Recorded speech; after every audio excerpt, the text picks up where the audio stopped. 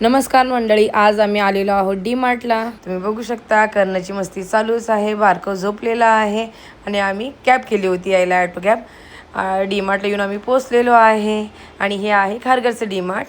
कामोट्यामध्ये D mart नाही आहे, कळंबोलीला आहे, पण ते छोटं आहे, खारघरचं जरा मोठं आहे। मग मला खारघरचंच डी मार्ट म्हणजे शॉपिंग करायला आवडतं, त्यामुळे आम्ही तिथे आलेलो होतो।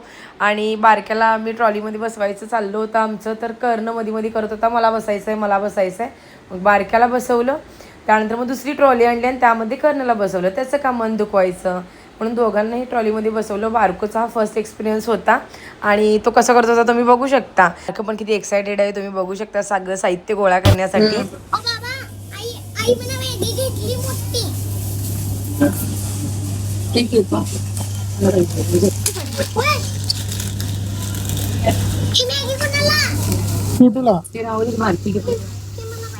कर्णला ट्रॉलीमध्ये बसल्यामुळे खूप आनंद झाला होता आणि अजून पण ट्रॉलीमध्ये, तो पण ट्रॉलीमध्ये, त्याला खूप मज्जा वाटत होती। बारकं सुद्धा खूप मस्ती करत होतं।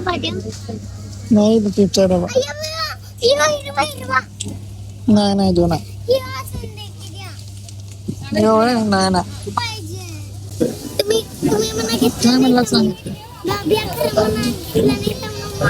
बाबांनी त्याला पाहिजे ते चॉकलेट घेतलं नाही, त्यामुळे तो बाबांशी भांडत होता।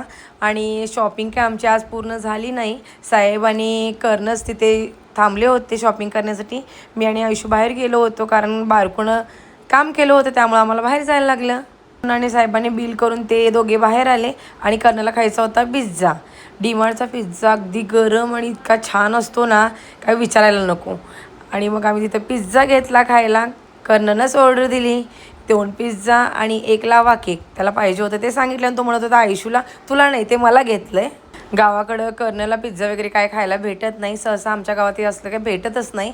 कागल किंवा कोल्हापूर इकडे जायला लागते आणि आमच्या घरात हे असलं काय पटत पण नाही। आणि आमची लय शिवाय देते, हे सगळं खातेले बघून म्हणते एक भाकरी चढ मोडा त्याच्या वाटणीचं। पिझ्झा खाऊन झालेला आहे। मग साहेबांनी कॅब बुक केली। 2 व्हीलरवरनं डीमार्टला येणं शक्य नव्हतं आणि ऊन खूप होतं। ही बघा आमची कॅब आलेली आहे। अगाऊपणा बंद करणारीस का नाही?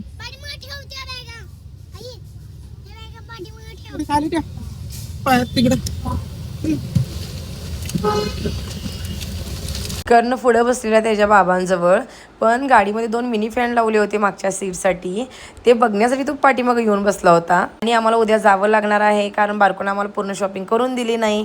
अशा तऱ्हेने आम्ही घरी येऊन पोचलेलो आहोत। नवनवीन व्हिडिओ पाहण्यासाठी माझ्या यूट्यूब चॅनलला सबस्क्राईब करा, व्हिडिओला लाईक करा, शेअर करा आणि कमेंट नक्की करा आणि जाता जाता माझ्या इंस्टा पेजला देखील फॉलो करा।